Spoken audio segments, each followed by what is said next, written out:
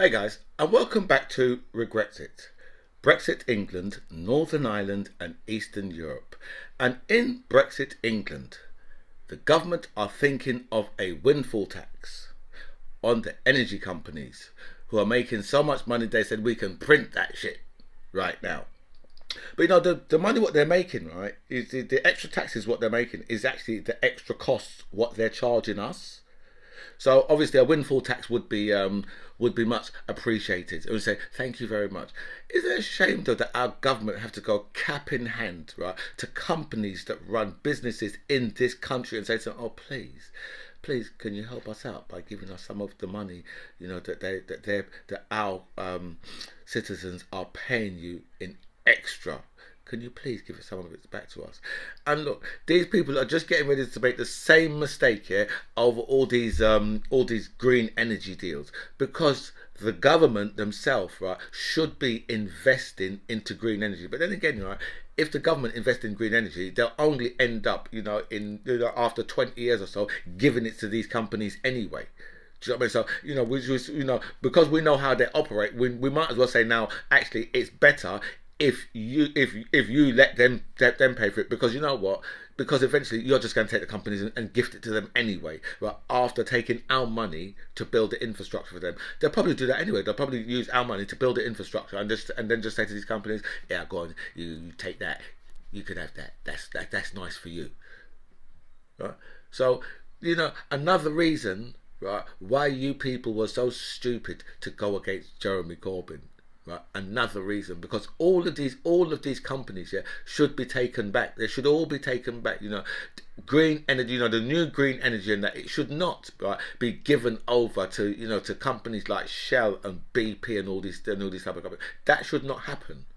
But this is a guarantee, right? That's what's going to happen, because you see already how Boris Johnson said, "Oh no, we can't have a windfall tax, not from the energy companies, because they won't want to invest in this country." And then the head of BP just come out and said, "That's not true. We'll still invest. You give us a windfall tax. We're making so much money at the moment that if you give us windfall tax, right, we're not going to stop our investments into this country anyway, because Britain is a lucrative market for us." These guys are always telling us, "Oh, well, if we tax these people too much, they're not going to invest in the country." And we say, "Well, okay then. So where else they're going to go and invest so they can make billions and billions of pounds?"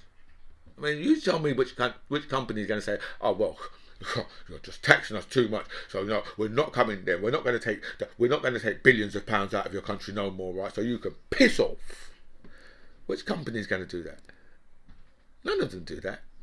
Right? Just the government. They always tell us, "Oh, that's the case. You can't do that because they won't invest over here." That's not true. That's never been true. But they get away with it every single time. So windfall tax, I'm not even sure whether or not that's going to even help. Not with the current disaster we've got in this country, because remember before the pandemic, yeah, people's lives was already fucked up. so, so let's not expect too much out of them. And welcome back to By Any Means Necessary. Thank you so much for all your messages you sent me. A special thanks here to everybody who signed up to my channel. I feel so blessed with so much people that have signed up. So thank you so much for that. I'll go through all your messages. I'll answer as many as I can. But I will like all your messages for definite. And if someone come to you and said to you, Mike Tyson punched them, they was on an airplane and they got punched by Mike Tyson, what's the first thing you're going to say? Because first thing I'm going to say to them is like, what did you do? What did you do to make Mike Tyson punch the hell out of you on an aeroplane? Because you've done something. Because Mike Tyson's not just going. He doesn't just go around swinging punches. Right? He always boxes someone for a reason. Right? Whether that's millions of dollars, right? Or whether it's because he's just ended up in prison and the baddest man in the prison has come up to him and said something out of order, and Mike has leveled him to the ground.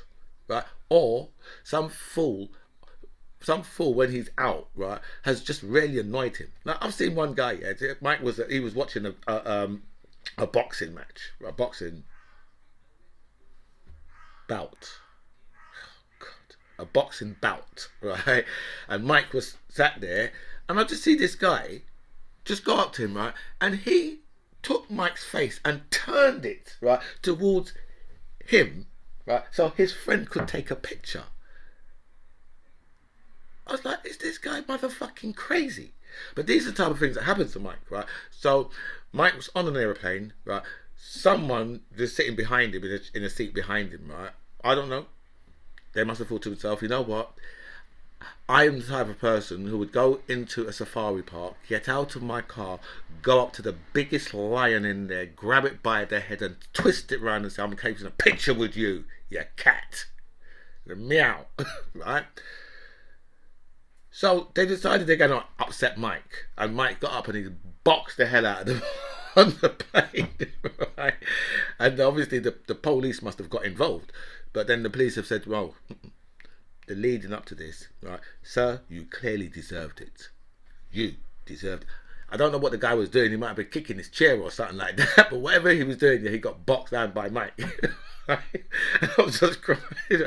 That's kind of funny, isn't it? You're on an aeroplane with Mike Tyson and he ends up smacking the shit out of you. He just said to, because you probably would have said to Mike, keep my wife's name out your fucking mouth. And got boxed in the mouth, right, for the rudeness. And staying with airplanes, right, I don't know if you've seen this story, a story out of America, yeah, where a guy, right, he's in an airplane, and it's like a 4-seater plane. So, and if you've ever been in an airplane, yeah, and especially like a small plane, you'll know that a 4-seater airplane, right, is rarely a 2-seater plane, right, that can fit a small child in the back on the back seat, right, because the back seats on these things are just like this, small as fuck, right. So this guy's on this little airplane, right? And what's the worst thing that can happen? I mean, obviously the pilot collapses, right? So you have to wonder, as a Brexiter, what would the Brexiter do? Would the Brexiter think, well, you know what? Well, obviously, because first of all, you're not going to have any smelling salts, right? I suppose you could wax your shoes off and whack that under their nose, right? Or I don't suppose you're going to, and the high neck maneuver, in this scenario, the high neck maneuver does not work. Okay, you'll probably end up killing the person, right? Or so I mean, you've got some choices. You could beat the pilot, right, to within an inch of his life to try and wake him up, right? And if they do wake up and land the plane, right, then they'll have you charged with beating to an inch of their life. Right. Or you could try and beat the pilot within an inch of his life, right? Then get in contact with air traffic control and say the pilot's collapsed, right? Hopefully successfully land the plane, right? And then get charged with beating the pilot to within an inch of their life. Or you could just get in contact with air traffic control and ask for help. Right? What do you think a Brexiter would do? I think a Brexiter would take either one or two, personally. But this is what the guy done. He got in contact with air traffic control, right? Which obviously is the most sensible thing to do at that point. But we've got to understand about pilots, because I've taken a few lessons. Yeah, I can fly a plane. I can just about land a plane, right? But so he got in contact with air traffic control. Now what you got to understand about these people, right? Most of them are pilots. Well, all of them are pilots actually, right? And pilots are the most calm people that you will ever come across. You cannot spook them, right? You can have all sorts of different noises going round, right? And the pilot will just be focused on what they're doing. Very, very calm. So the air traffic controller, he's printed out, right, a print of the cockpit that the guy's in, right? And he's successfully, because the guy's never flown a plane before, and if you see how calm the guy was as well, who was in this scenario, and then he successfully landed. And you see, if you see the landing was a beautiful landing, really, really beautiful, and this is really under all that pressure, because most people would they get in contact with air traffic control, and the first thing they'd be like, ah!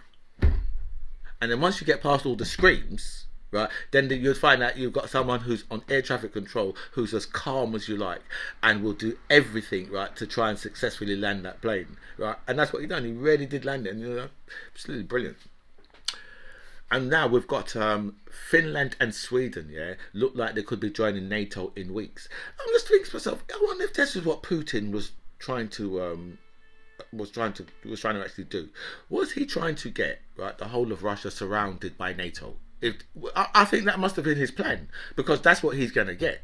Right? And I think it's Finland's got what 800 or 900 miles of border with Russia, so he's going to have NATO even closer to him now. So I'm just thinking this is what he must have been trying to do, and now I'm sure I've heard something about he's threatening Finland. And think so, Vladimir, seriously, right? Yes, it's taking a whooping in Ukraine, and you want to go into Finland as well. They're just going to load up the Finnish people with a whole heap of weapons too, right? To go and get your ass cut on this side too, right? So what you want to do is you want to go back over there and pull your troops back into Russia and better motherfucking Rus, right? Instead of trying to go and start playing war with other countries, because we've all seen how you've been slaughtered over there. But when we're looking at that, right? What we're looking at, obviously because Ukraine have been given billions of pounds of weapons, and all this time, right, we've always thought, right, that the Russian army is their top drawer. These are brilliant soldiers, and they've got great armory, and and they're great strategists, right? But it turns out that they're one big bag of poop, because when they go up against someone with similar weapons, and this is really the first time we've really seen this, especially on social media. It's the first time we've seen this playing out in Europe properly, right? And the thing is, right, it's two white countries.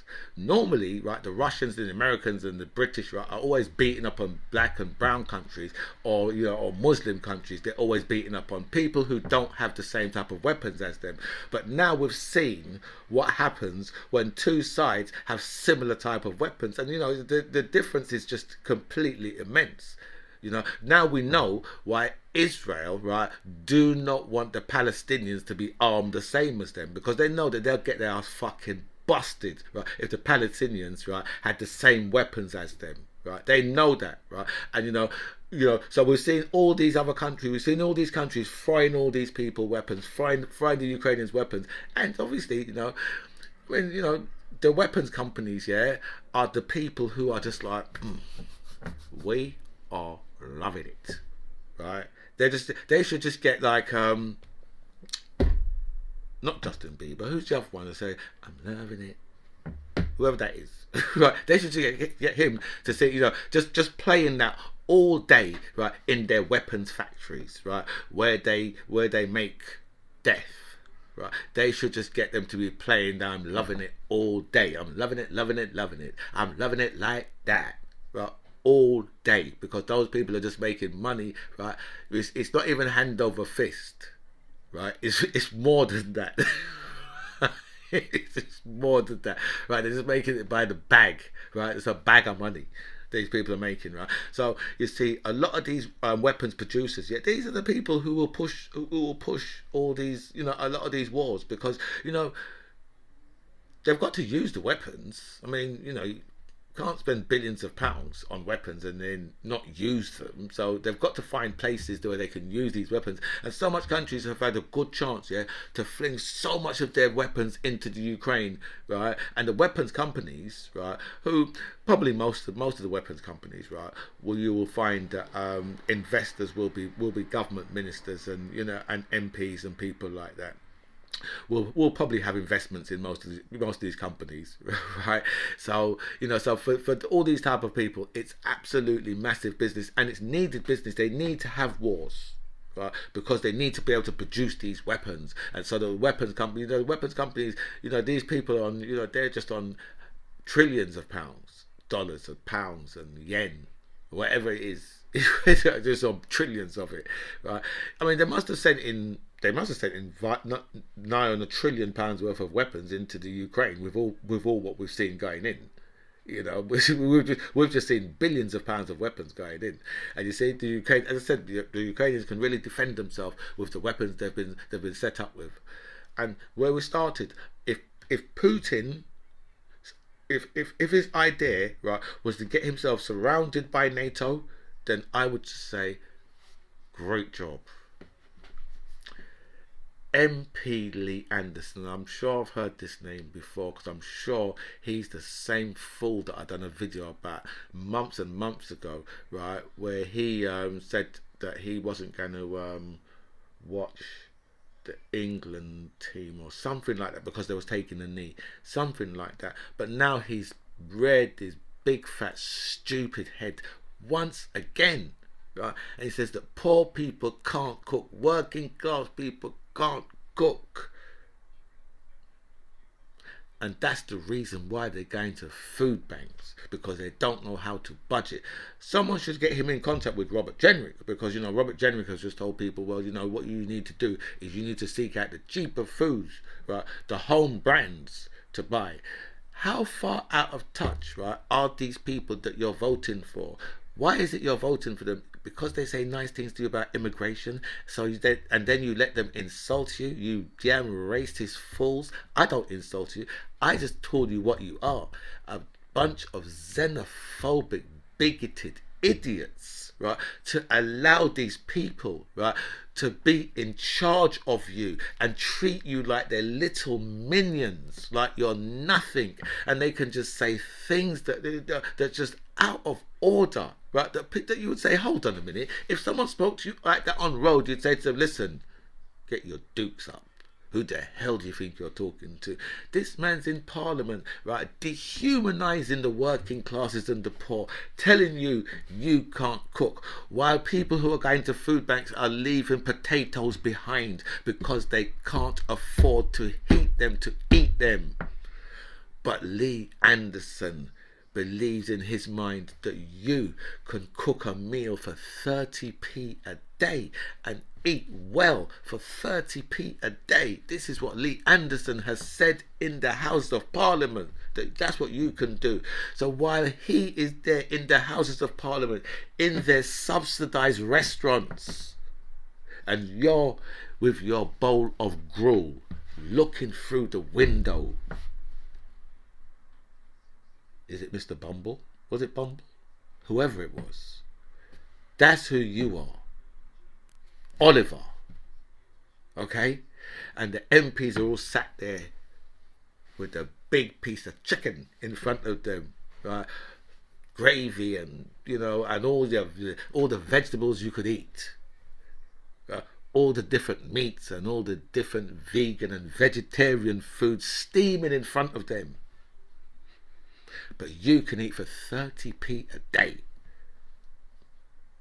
While he claimed expenses of £220,000. Oh, jeez. 220 grand of that he claimed. Right? And you know, obviously, you know that he'll be friends, right, with Andrew Rosindale, who believes, right, that the people who was getting the £20 uplift, they don't need that. This is what he said.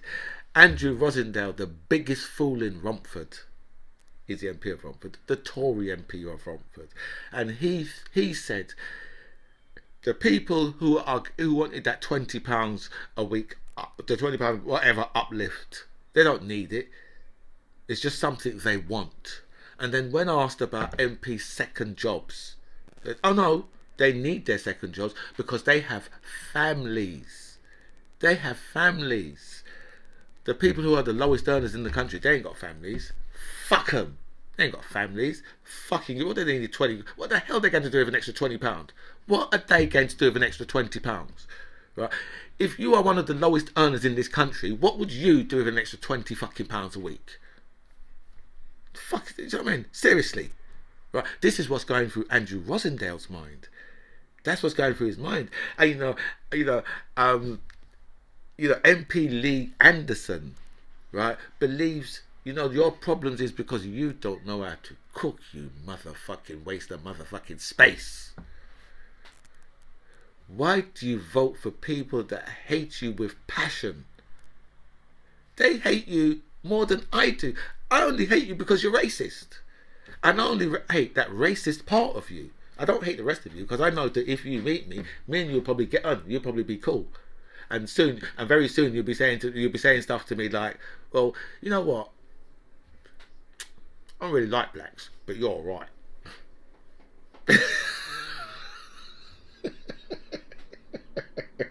I've had that. Okay, I've had that, and obviously I always come back to them and go, I don't like white people, but you're all right, pal. You are all right. I always come back with that every time I've heard. Ah, dear, oh dear. Right, so I don't understand why it is right that you would vote for these people, right, knowing that they hate you. They hate the bones of you. They can't stand you. They think that you're scum, right? You know, and Lorena might have called them scum, but they think you're scum, right? And you know what? They just tell you in a much posher way that they hate you. They can't stand you, right? And they think that you're racist as well. That's the biggest joke of it, right? They hate you, but they want you to vote for them, and they convince you that I'm your problem. But then they tell you that you're racist as well. You know, see, come saw. I used that again. And Liz Truss has thrown down the gauntlet to the EU. She's given them 72 hours to comply, or she will revoke the Irish Protocol. And President Biden has said to Liz Truss and to Boris Johnson, don't you dare even think about doing something so stupid. Because remember, when Donald Trump, when Barack Obama come over and said, back of the queue, right, and everyone was like, how dare he? But obviously he explained it. We're doing trade deals with big blocks. That's what we're doing. With big blocks, we're doing trade deals. So then when Donald Trump come over, and Donald Trump took over, and Donald Trump said, oh no, you need to leave the EU. Donald Trump will just go against Barack Obama, because anything Barack Obama went with, Donald Trump just went with the opposite route. So Donald Trump didn't understand what he was talking about when he was talking about we should leave the EU. He never understood what he was talking about. Just like he didn't understand what he was talking about when he said, oh, well, you can have a trade deal. I'll give you a trade deal. It's not in Donald Trump's gift to give anybody a trade deal, okay? It has to go through Congress, okay? And the Senate. Has to go through. But you can't, as the president, you can't just gift a country a trade deal. It has to go through because there are millions of documents that you have to go through, okay, to do a trade deal. Trade deals aren't just done overnight. I know Britain has been pushing, but a lot of the trade deals that Britain have done have just been rollovers anyway, right? But trade deals, these things can't be done in in months, in a couple of years. These things take years and years. So when Donald Trump saying that, right, what you needed to listen to at the time was Nancy Pelosi, who said to Britain, right, that if you mess around with Ireland, you will never get a trade deal with the USA. Okay, because both sides have to, they have to have enough senators and congresspersons to go through to get the trade deal through anyway. Okay, so you've got far too many, right, Irish Americans, right, especially in the Senate, and these and the Congress, and these are people on both sides, right? So they don't want, right, the island situation, the Northern Ireland situation, to turn, right, into a basket case like it used to be.